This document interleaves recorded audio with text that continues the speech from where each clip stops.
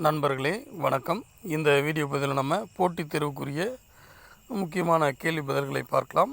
இப்போது நம்ம இந்த வீடியோவில் முத்துராமலிங்க தேவர் பற்றிய குறிப்புகளை பார்க்கலாம். தேசியம் காத்த செம்மல் என போற்றப்படுபவர் யார்? தேசியம் காத்த செம்மல் என போற்றப்படுபவர் யார்னு பார்த்தீங்கன்னா பசும்பொன் முத்துராமலிங்க தேவர். இரண்டாவது கேள்வியாக, முத்துராமலிங்க தேவரை சுத்த தியாகி என அழைத்தவர் யார்? அதற்கான விடை தந்தை பெரியார்.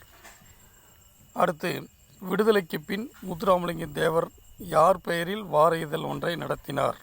நேதாஜி, அதாவது நேதாஜி சுபாஷ் சந்திர போஸ்.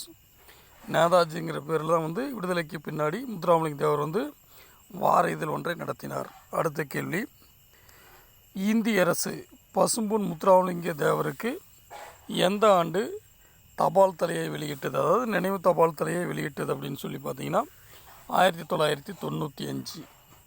அடுத்த கேள்வி, பசும்பொன் முத்துராமலிங்க தேவரை தேசியம் காத்த செம்மல் என அழைத்தவர் யார் அப்படின்னு சொல்லி பார்த்தீங்கன்னா திரு கல்யாண சுந்தரனார்.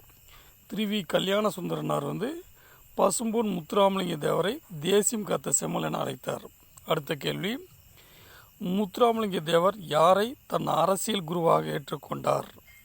முத்துராமலிங்க தேவர் யாரை தன் அரசியல் குருவாக ஏற்றுக்கொண்டார் அப்படின்னு சொல்லி பார்த்தீங்கன்னா நேதாஜி சுபாஷ் சந்திர போஸ்.